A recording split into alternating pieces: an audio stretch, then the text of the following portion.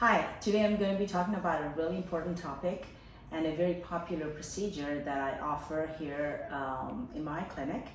I'm also doing a podcast, so I see the mic in front of me. Anyway, so what I'm going to be talking about is the non-surgical rhinoplasty. And I've seen some Instagram reports and read some newspaper articles of things that can go devastatingly wrong with fillers and non-surgical rhinoplasty in particular, but also fillers in any part of the face.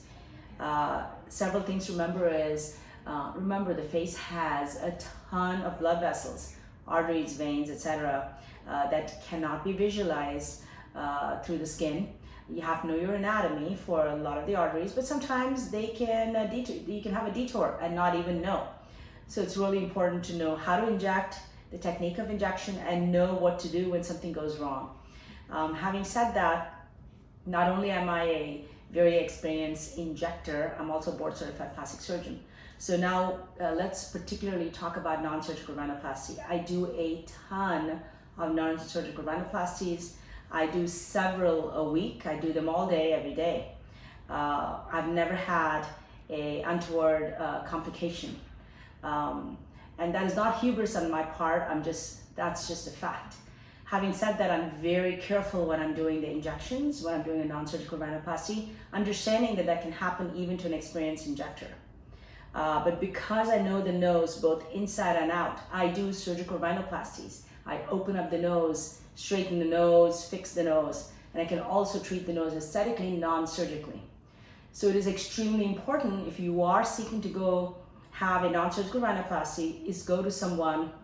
I would say you want to go to a board certified surgeon, and realistically a plastic surgeon or a dermatologist who is experienced in doing non-surgical rhinoplasties. The technique is important, how you inject is really important, and how, if you do have a complication, how to take care of complications is really important. We have an emergency protocol for surgery. In case things happen, we have a list of people to call, where to go to get the fastest, best help, so the emergency will be resolved. We have a protocol for non-surgical enhancements with the emergency protocol. Who to call, where to go, what doctors to get involved in this. So again, I do stress that you want to go to someone who knows what they're doing, who knows how to handle complications. If you go to a spa, is the spa ready to handle a non-surgical emergency? Is the doctor on site? What ER are they going to? What ophthalmologist are they going to call?